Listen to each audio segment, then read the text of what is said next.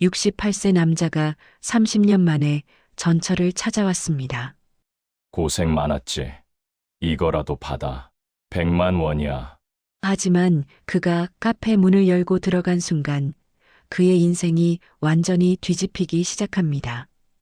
여러분, 과거에 누군가를 함부로 대한 적이 있으신가요? 30년 후 그 사람이 여러분 앞에 어떤 모습으로 나타날지 생각해 보신 적 있으신가요? 이혼, 재혼, 노후. 우리 모두가 마주할 수 있는 현실입니다. 35세의 아내와 두 아이를 버리고 떠난 남자.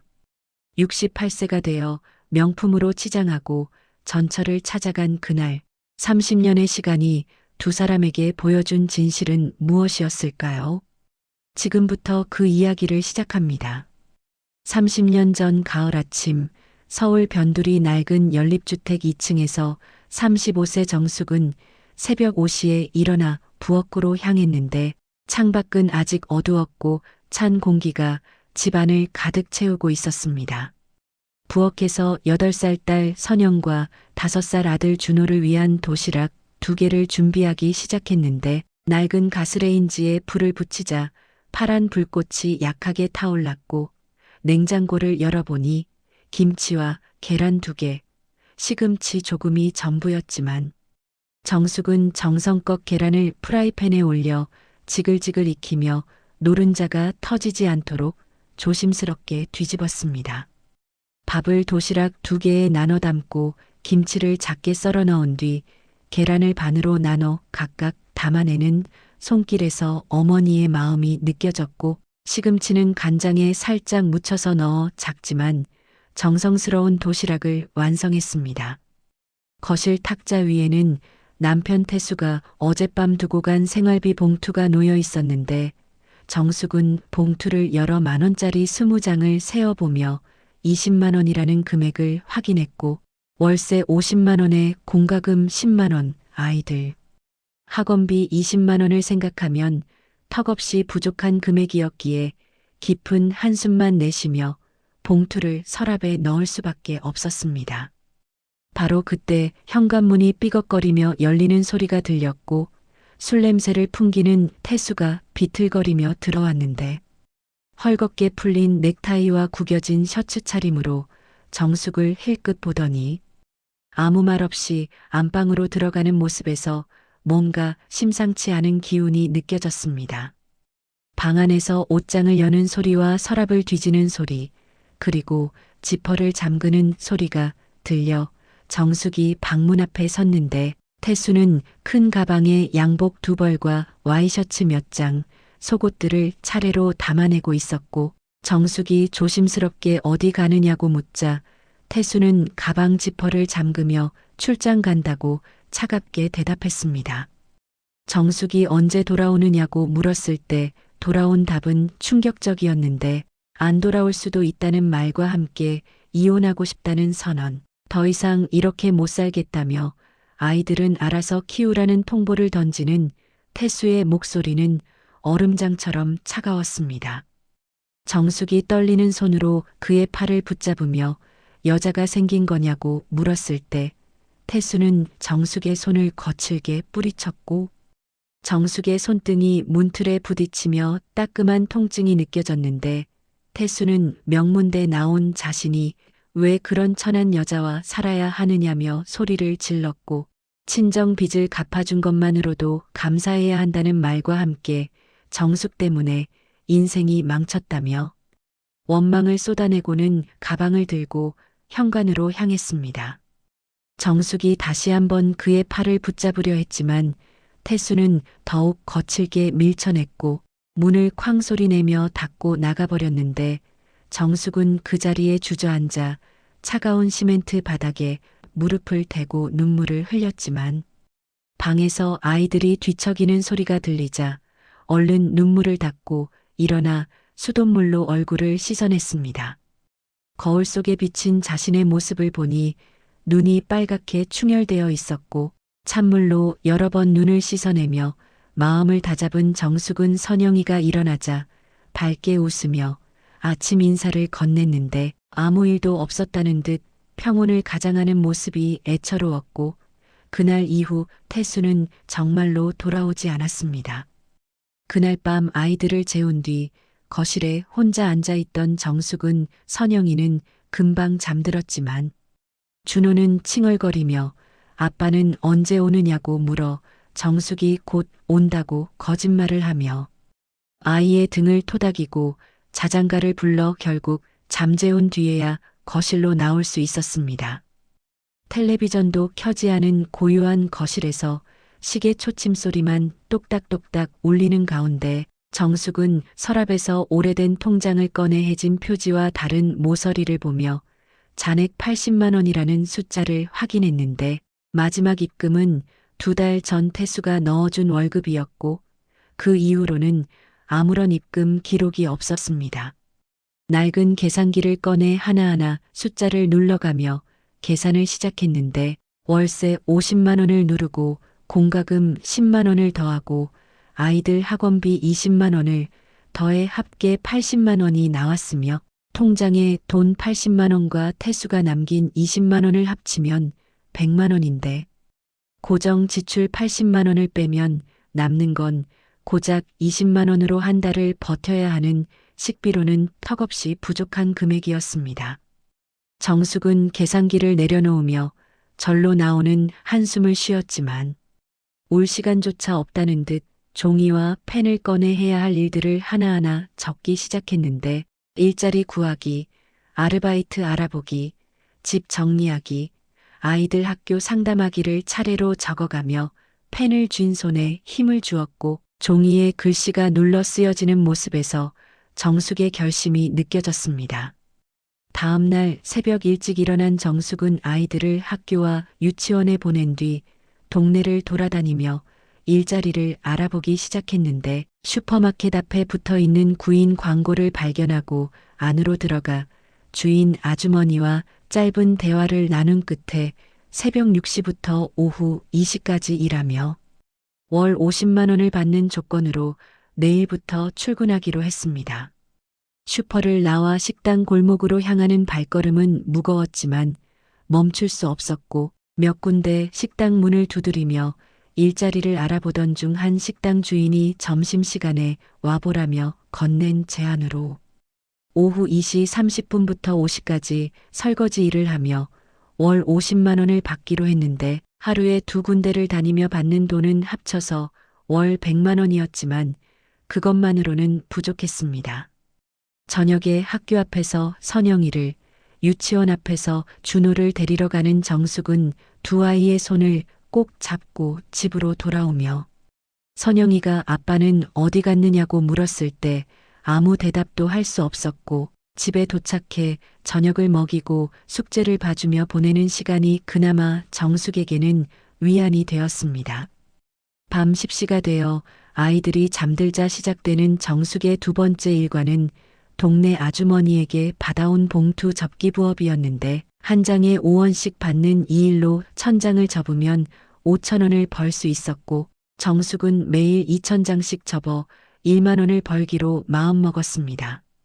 봉투를 접기 시작하는 손길은 처음엔 느려 한 장에 1분씩 걸렸지만 점점 빨라져 30초로 줄어들었고 밤 12시가 되어 600장을 접었을 때 손가락 끝이 따가워지기 시작했으며 종이에 베인 작은 상처들이 생겨나는 손끝을 보며 정숙은 잠시 손을 멈추고 찬물에 담갔다가 다시 봉투를 접기 시작했습니다.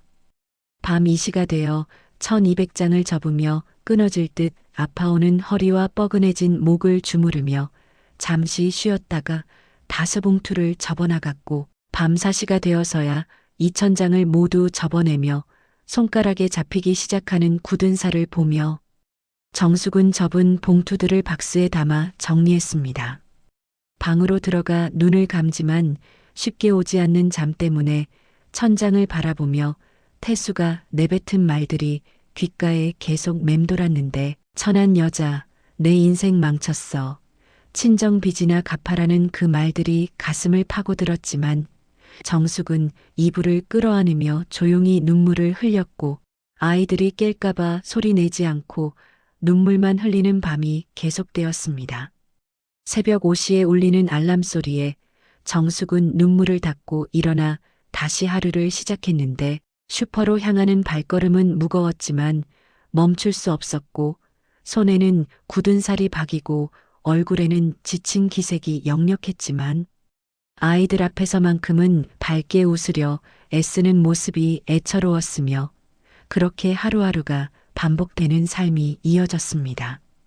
석 달이 흘러 어느 날 집에 등기우편이 한 통 도착했는데 우체부가 도장을 찍으라고 하자 정숙은 떨리는 손으로 도장을 찍고 봉투를 받아들었으며 무거운 봉투의 무게가 마치 운명의 무게처럼 느껴졌습니다. 봉투를 뜯어 안을 확인하니 법원 서류였고 태수가 보낸 이혼 조정 신청서를 한 장 한 장 읽어 내려가는 정숙의 손이 떨렸는데 원고는 박태수, 피고는 김정숙이라는 글자가 선명하게 박혀 있었고 이혼 사유는 성격 차이로 인한 불화라는 간단한 문구가 적혀 있었습니다.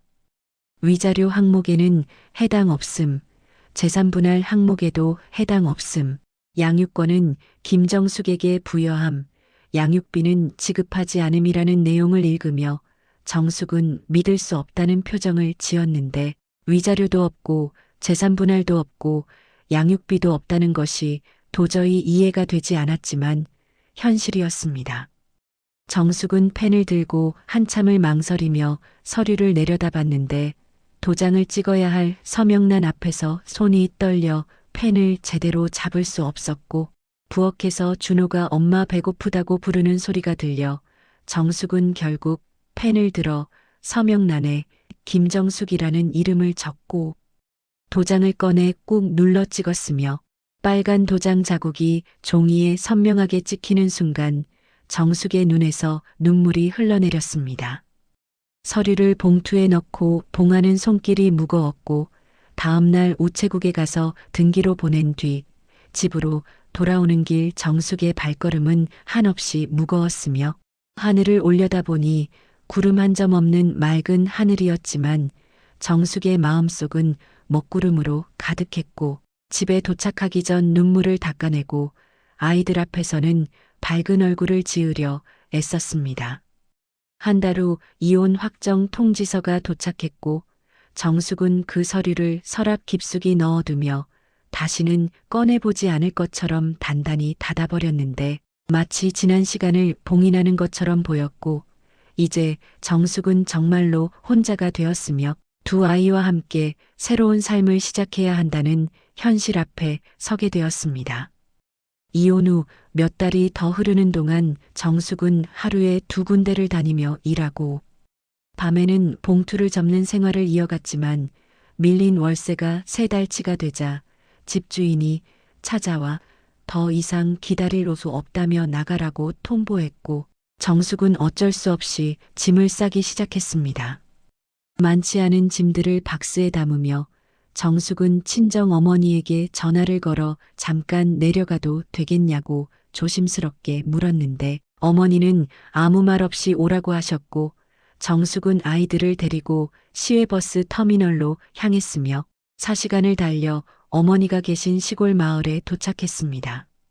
버스 정류장에 어머니가 나와 계셨는데 허리는 더 굽었고 머리는 더 하얗게 새셨지만 눈빛은 여전히 강했으며 어머니는 아무 말 없이 정숙의 짐을 들고 선영이와 준호의 손을 잡아 집으로 향했고 방 2개에 부엌 하나인 작은 초가집이었지만 따뜻한 온기가 느껴지는 공간이었습니다. 어머니는 방 하나를 정숙과 아이들에게 내주고 이불을 깔아준 뒤 따뜻한 밥을 차려주었는데 저녁을 먹으며 어머니가 무슨 일이냐고 물었을 때 정숙은 대답할 수 없어 고개만 숙였고 어머니는 더 이상 묻지 않고 밥을 더 퍼주며 많이 먹으라고 하셨습니다. 밤에 아이들이 잠들고 나서 정숙은 어머니 앞에 앉아 모든 이야기를 했는데 이혼한 것과 일자리를 잃은 것, 갈 곳이 없어 내려온 것을 말하자 어머니는 조용히 들으시다가 짧게 여기서 지내라고 일은 걱정하지 말라고 말씀하셨고 정숙은 그 말에 눈물을 흘렸습니다. 다음 날부터 정숙은 어머니를 도와 밭일을 시작했는데 새벽 5시에 어머니가 깨어 일어나 밭으로 향했고 어머니는 호미를 건네주며 김을 매라고 하셨으며 정숙은 허리를 굽혀 잡초를 뽑기 시작했는데 처음엔 허리가 아프고 손에 물집이 잡혔지만 멈추지 않았고 땀이 비 오듯 흘렀지만 계속 일했습니다. 몇 달이 흘러 정숙의 손에는 굳은 살이 더 두껍게 박였고 피부는 햇볕에 그을렸으며 몸은 더 야위었지만 눈빛은 더 강해졌는데 어느 날 밭에서 도라지를 캐던 정숙은 땅속 깊이 뿌리를 내린 도라지를 조심스럽게 흙을 파내며 뿌리를 꺼내는 과정에서 문득 한 가지 생각이 떠올랐습니다. 이 약초를 캐서 팔면 어떨까 하는 생각이 들어 저녁에 어머니에게 약초를 캐서 팔면 되겠냐고 물었는데 어머니는 고개를 끄덕이며 해볼 만하다고 5일장에 가면 약초 사는 사람들이 있다고 하셨고 정숙은 그날 밤부터 계획을 세우기 시작했습니다. 다음 날부터 정숙은 새벽 4시에 일어나 어둠 속에서 손전등 하나 들고 좁은 산길을 걸어 올라갔는데 도라지를 캐고 더덕을 캐고 오미자를 따며 산삼을 찾아 헤맸으며 손이 까지고 가시에 찔리고 발에 물집이 잡혔지만 멈추지 않았고 비가 와도 눈이 와도 매일 아침 산에 올랐습니다.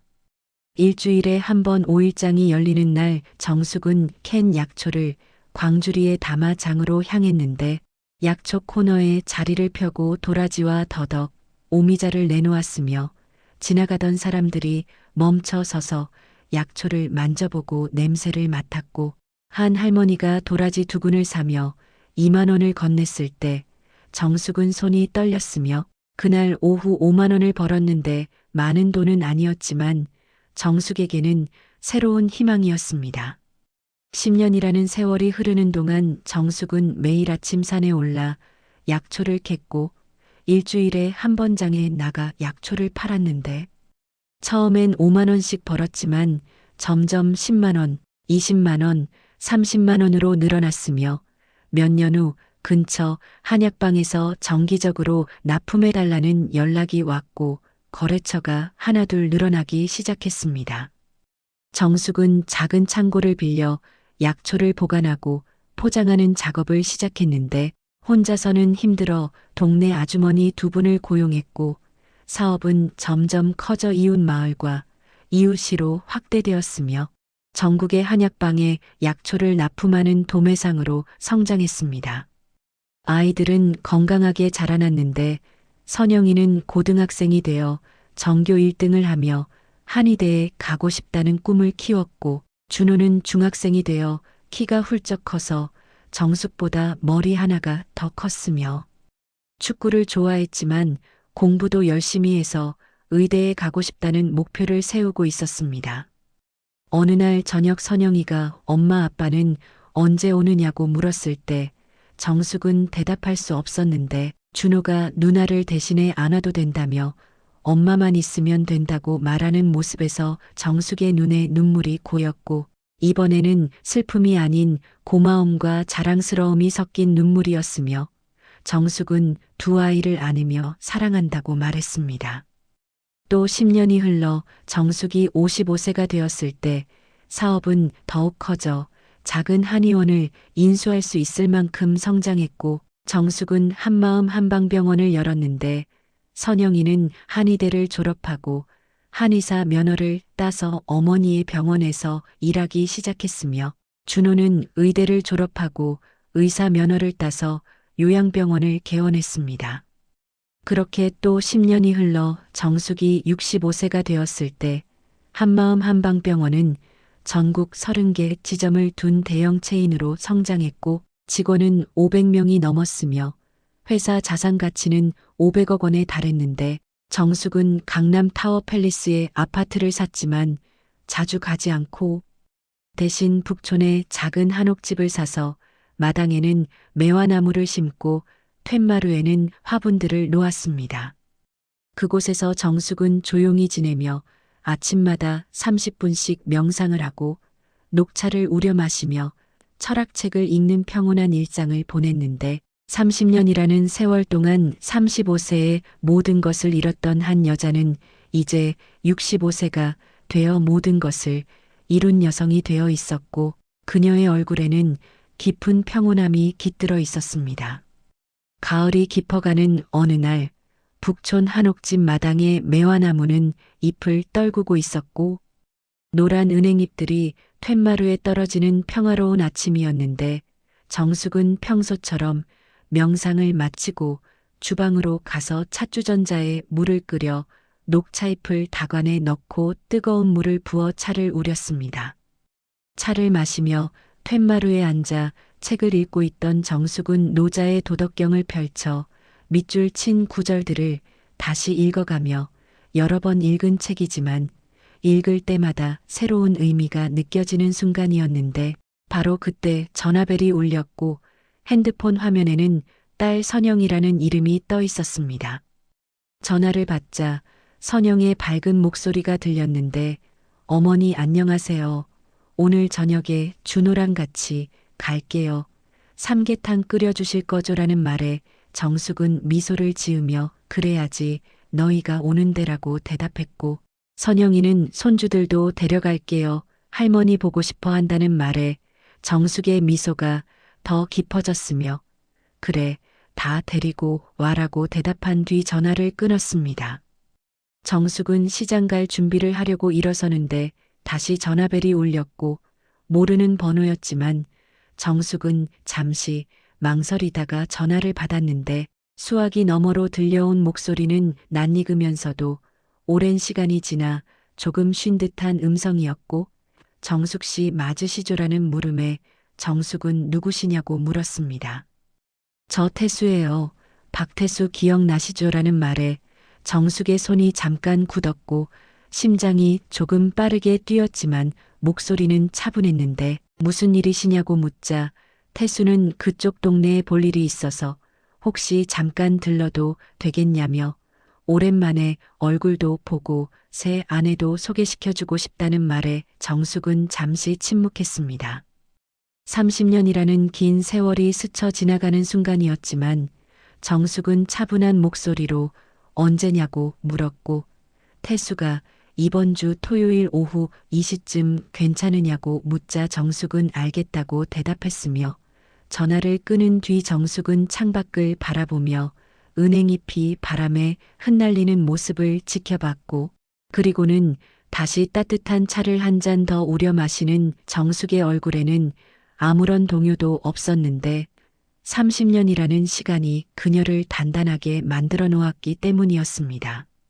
토요일 오후 가을 햇살이 따사롭게 비치는 가운데 정숙은 한옥집을 말끔히 정돈했는데 마당을 쓸고 툇마루를 닦았으며 거실 창문을 열어 환기시키고 주방에서 차를 준비하며 찻잔을 꺼내 깨끗이 닦고 과일을 썰어 접시에 담아 준비했습니다.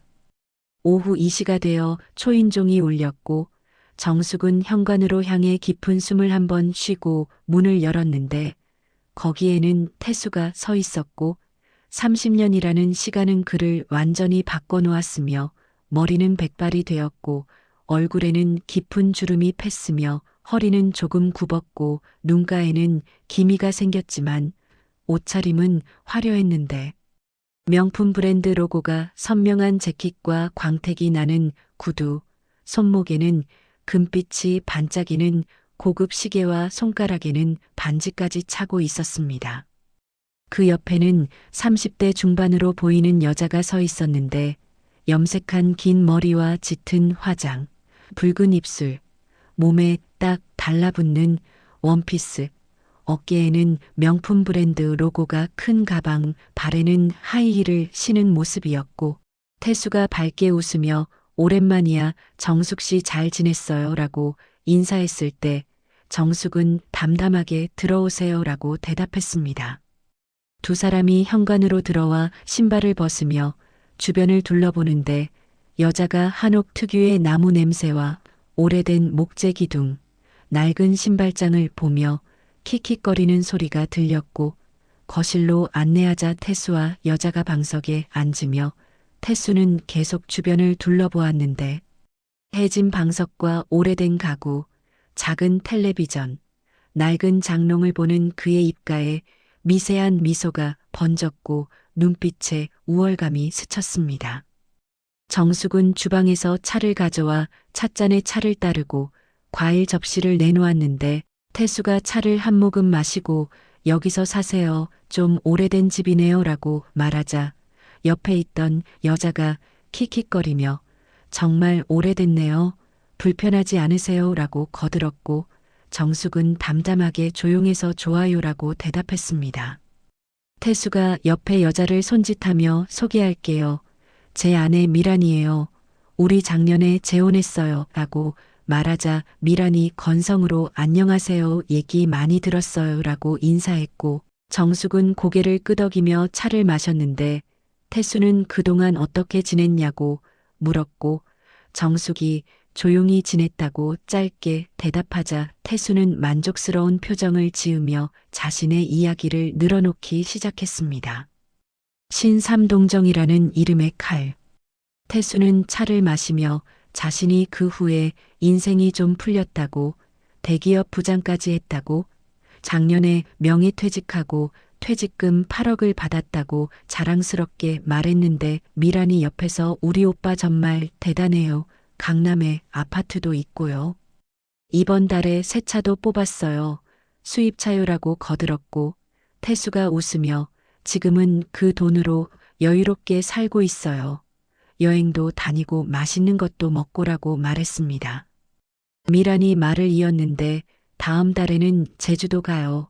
5성급 호텔 예약했어요. 라고 하자 태수는 고개를 끄덕이며 정숙을 보며 정숙 씨는 혼자 사세요? 라고 물었고 정숙이 네라고 대답하자 아이들은 어떻게 지내냐고 물었으며 정숙이 각자 산다고 대답하자 태수는 그렇겠네 다 컸으니까라며 고개를 끄덕였습니다. 태수는 주변을 다시 둘러보며 이 집은 전세냐 아니면 자기 집이냐고 물었고 정숙이 담담하게 제 집이에요라고 대답하자 태수는 아 그래요 좋네요라고 말했지만 눈빛에는 동정이 어려 있었는데 이런 낡은 집이지만 그래도 자기 집이 있다니 다행이라는 듯한 표정이었고 태수는 주머니에 손을 넣어 흰 봉투를 꺼내며 두툼한 봉투를 정숙 앞에 놓았습니다. 정숙 씨 그동안 고생 많았죠. 혼자 애들 키우느라 내가 좀 미안하기도 하고 이거 받으세요라며 여기 100만 원 들어 있어요. 적지만 그동안 고생한 거 생각해서요. 뭐 필요한 거 사세요라고 말하는 태수의 목소리에는 우월감이 가득했고 정숙은 봉투를 바라보며 손은 움직이지 않았는데 필요 없어요라고 짧게 대답했습니다. 태수는 어색하게 웃으며 에이 그러지 마세요. 옛날 생각하면 나도 좀 미안하니까 그냥 받아요라고 다시 권했지만 정숙의 목소리는 여전히 차분하면서도 단호했는데 정말 필요 없습니다라고 말하자 태수는 봉투를 다시 주머니에 넣으며 표정이 약간 굳었고 미란이 분위기를 바꾸려는 듯 정숙 씨 여기서 뭐 하고 사세요라고 물었습니다. 정숙이 그냥 조용히 지낸다고 대답하자 미란이 일은 안 하세요라고 물었고 정숙이 나이가 있으니까요라고 대답하자 태수는 고개를 끄덕이며 그러게요. 이제 60 중반이니까 연금이라도 받으시나요라고 물었으며 정숙이 그런 셈이죠라고 대답하자 태수는 더욱 만족스러운 표정을 지었는데 자신보다 못 사는 전철을 보니 어딘가 우월감이 느껴지는 모습이었습니다. 우리는 다음 달에 제주도 가고 내년에는 유럽 여행 갈 생각이에요라고 태수가 말하자 미란이 거들며 저 이탈리아 가고 싶어요. 콜로세움도 보고 피사의 사탑도 보고라고 말했고 태수가 미란의 손을 잡으며 다 보여줄게라고 말하자 두 사람은 서로를 보며 웃었으며 정숙은 조용히 차를 마시며 그 광경을 지켜보고 있었습니다. 1시간 정도 이야기를 나눈 후 태수와 미란은 자리에서 일어났는데 그럼 우리 이만 갈게요. 오늘 즐거웠어요. 라고 태수가 말하며 현관으로 향했고 신발을 신으며 태수가 다시 필요한 거 있으면 언제든지 연락해요. 내 번호 줄 테니까라고 말했지만 정숙은 됐어요. 라고 짧게 대답했습니다. 태수와 미란이 밖으로 나가자 고급 승용차가 한옥집 앞에 주차되어 있었는데 새 차로 광이 났고 두 사람은 차에 올라타 엔진 소리가 부드럽게 울리며 차가 천천히 출발했으며 정숙은 문 앞에 서서 차가 사라질 때까지 지켜본 뒤문을 닫고 거실로 돌아와 찻잔을 치우고 과일 접시를 주방으로 가져가 설거지를 하며 창밖을 바라봤는데 그녀의 표정에는 아무런 동요도 없었습니다. 일주일 후 태수는 미란과 함께 백화점에 있었는데 미란은 명품 매장을 돌아다니며 이것저것 구경했고 한 가방을 들고 태수에게 보여주며 오빠 이 가방 어때요? 라고 물었으며 태수는 가격표를 보니 400만 원이었지만 흔쾌히 좋네 사줄까라고 대답했고 미란의 눈이 반짝이며 진짜요 고마워요. 오빠라고 말했습니다. 태수는 지갑에서 카드를 꺼내 직원에게 건네며 결제해 주세요라고 말했는데 직원이 카드를 기계에 넣고 잠시 후 고개를 가웃거리며 손님 카드가 승인되지 않네요 라고 말했고 태수는 당황하며 뭐 다시 해봐요라고 말했지만 직원이 다시 시도해도 여전히 안 되었으며 다른 카드 있으세요? 라는 질문에 태수는 다른 카드를 꺼냈지만 그것도 거절되었습니다. 잠깐만요라고 말하며 태수는 핸드폰을 꺼내 은행 앱을 켰는데 통장 잔액을 확인하자 눈이 커졌고 잔액이 10만 원밖에 남지 않았으며 이상 안에 분명 돈이 있었는데라고 중얼거리자 미란이 태수의 어깨 너머로 화면을 보며 오빠 돈이 어디 갔어요? 라고 물었고 태수는 모르겠어. 나중에 확인해 볼게라고 대답했으며 미란의 표정이 굳어지는 것을 느낄 수 있었습니다. 두 사람은 백화점을 나왔는데 말이 없었고 집에 도착한 태수는 서재로 들어가 통장을 꺼내 거래 내역을 확인했으며 퇴직금 8억이 들어있던 계좌를 보니 텅 비어 있었고 며칠 전 큰 금액이 여러 차례 인출되어 있었는데 2억, 2억, 2억, 2억으로 총 8억이 사라진 것을 확인하며 태수의 손이 떨렸습니다. 태수는 거실로 나가 소파에 앉아 스마트폰을 보고 있던 미란을 불렀는데 미란아 이거 뭐야라며 목소리가 떨렸고 미란은 태연하게 뭐가요라고 대답하며 고개도 들지 않았으며 돈이 다 없어졌어.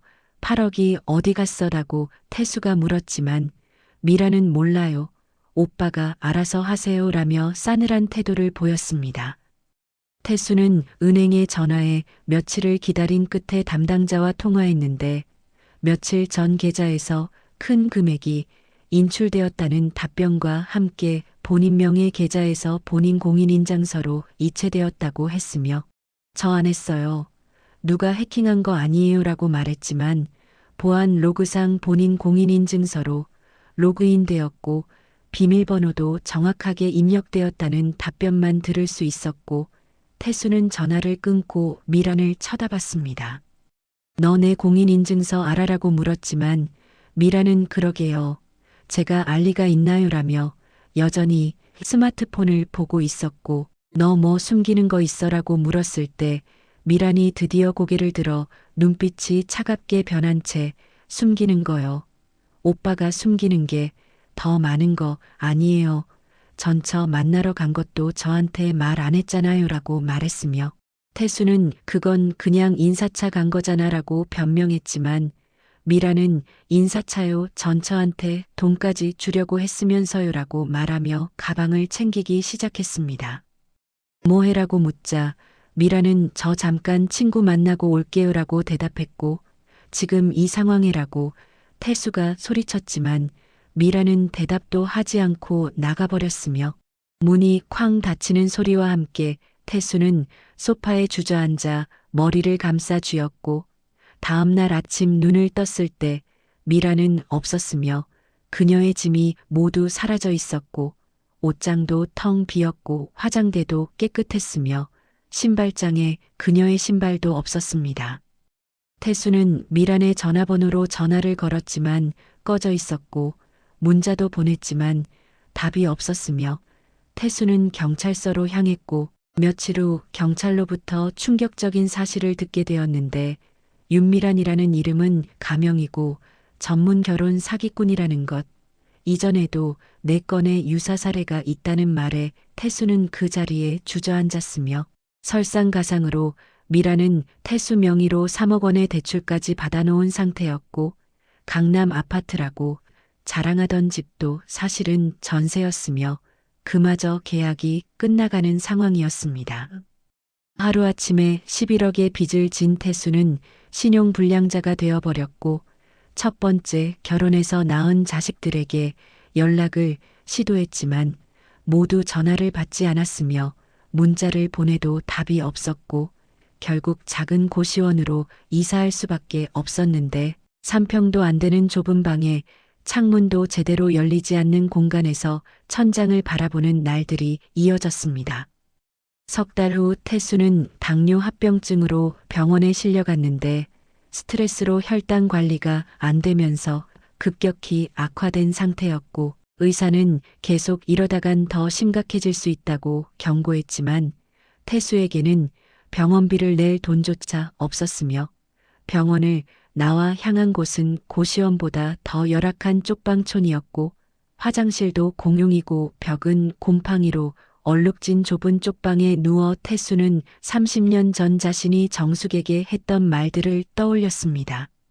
천한 여자라고 했던 그 말들이 이제는 부메랑처럼 자신에게 돌아온 것 같은 기분에 눈물이 흘러내렸고 마지막으로 정숙에게 전화를 걸어 자식들 연락처를 알려달라고 애원했지만 정숙은 전에는 드리겠다는 짧은 대답만 남기고 전화를 끊었으며 일주일 후 쪽방에 누군가 찾아왔는데 문을 열자 거기에는 30대 후반이 된 딸 선영이 서 있었고 태수는 떨리는 목소리로 선영아라고 불렀습니다. 선영은 좁은 방 안을 둘러보며 곰팡이 냄새와 낡은 이불, 깨진 창문을 보았고 태수는 나를 좀 도와달라고 병원비라도 좀 도와달라고 애원했지만 선영은 가방에서 서류 봉투를 꺼내며 이거 먼저 보세요라고 건넸으며 태수가 봉투를 열자 안에는 명함이 들어 있었는데 한마음 한방병원 체인 대표이사 김정숙이라는 글자가 선명하게 박혀 있었고 태수는 얼어붙은 채 이게 뭐야라고 중얼거렸습니다.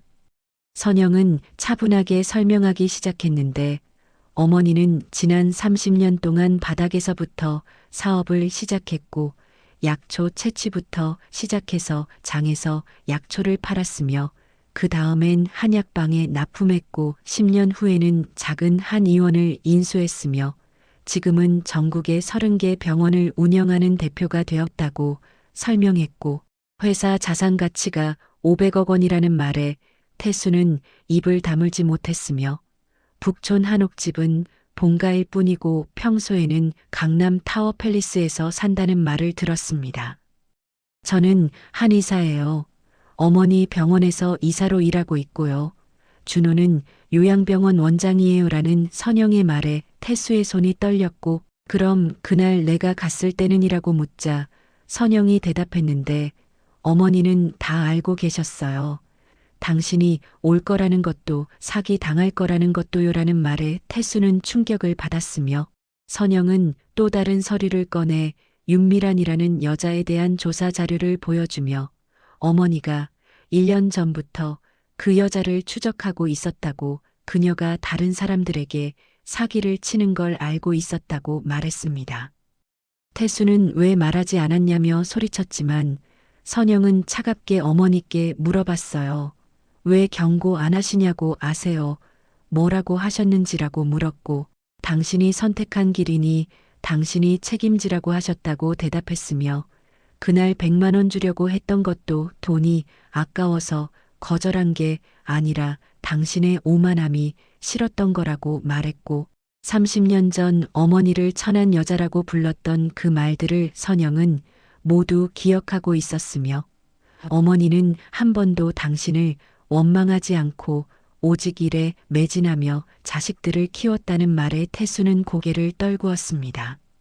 며칠 후 태수는 더 심각한 상태로 다시 병원에 실려갔는데 눈을 떴을 때 그곳은 깨끗한 병실이었고 간호사가 들어와 한마음 요양병원이며 김정숙 대표가 입원 조치했다고 설명하자 태수는 눈물을 흘렸으며 다음 날 정숙이 병실에 들어왔고 30년 만에 다시 마주한 두 사람 사이에 묘한 침묵이 흘렀습니다.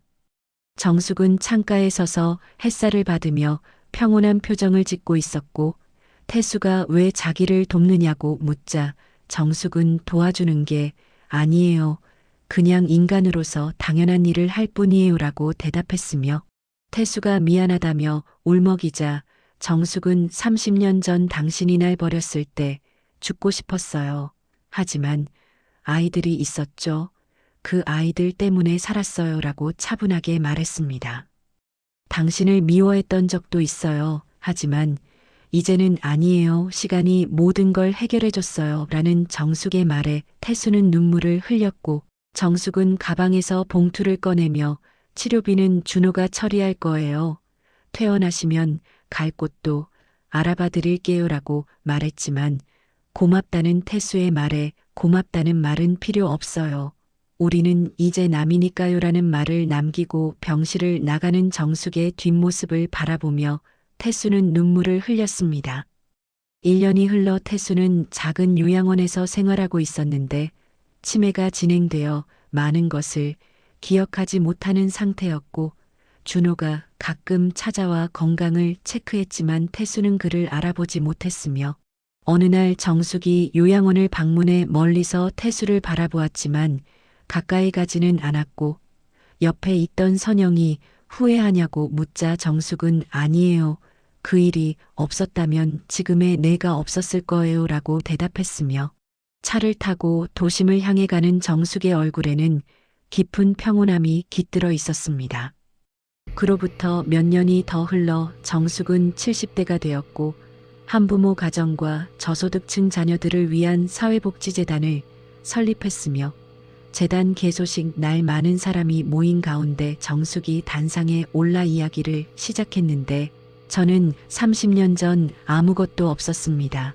두 아이와 100만 원이 전부였죠. 하지만 포기하지 않았습니다. 매일 아침 일어나 할 수 있는 일을 했습니다. 라고 말했고 진정한 성공은 돈이 아닙니다. 명예도 아니에요. 진정한 성공은 어려운 순간에 포기하지 않는 것입니다. 그리고 성공했을 때 겸손함을 잃지 않는 거예요. 라는 말에 청중들은 뜨거운 박수를 보냈습니다. 행사가 끝난 후 선영과 준호 그리고 손주들과 함께 저녁을 먹으며 정숙은 우리가 있어서 가능했지라고 말했고 선영이 행복하냐고 묻자 정숙은 응 아주 많이라고 진심으로 대답했으며 그날 밤 북촌 한옥집에 혼자 앉아 차를 마시던 정숙은 창밖에 떠있는 달을 바라보며 30년 전 눈물 흘리며 밤을 새웠던 날들을 떠올렸는데 이제 그 기억들은 아프지 않았고 오히려 자신을 강하게 만들어준 소중한 경험이었으며 정숙은 차를 한 모금 마시며 혼잣말처럼 고마워요. 그때 떠나줘서라고 중얼거렸고 그녀의 얼굴에는 깊은 평화가 깃들어 있었습니다. 인생이 때로 우리를 무너뜨리지만 그 무너짐 속에서 우리는 다시 일어나며 더 단단해지는 법인데 30년이라는 시간이 두 사람에게 준 의미는 완전히 달랐고 한 사람에게는 허영과 후회의 시간이었지만 다른 사람에게는 성장과 성취의 시간이었으며 결국 우리의 선택이 우리의 미래를 만드는 것이고 오늘 누군가를 함부로 대하고 있지는 않은지 오늘 포기하고 싶은 순간을 맞이하고 있지는 않은지 돌아봐야 하는 이유가 바로 여기에 있습니다. 시간은 모든 것을 바꾸며 그 시간 속에서 어떻게 살아가느냐가 결국 인생을 결정한다는 진리, 진정한 성공은 남을 짓밟고 올라가는 것이 아니라 어려움 속에서도 포기하지 않고 성공했을 때도 겸손함을 잃지 않는 것이며 무엇보다 과거를 미워하지 않고 용서할 수 있는 여유를 갖는 것이 진정한 성숙이라는 것을 정숙의 이야기는 우리에게 보여주고 있으며 오늘 이 이야기가 여러분께 작은 위로가 되었기를 바라고 삶이 힘들 때 포기하지 말고 한 걸음씩 나아가면 언젠가는 빛을 볼 수 있다는 희망을 가지시길 바라며 다음에도 의미 있는 이야기로 찾아뵙겠고 여러분의 인생에 평화와 행복이 가득하시길 진심으로 기원합니다.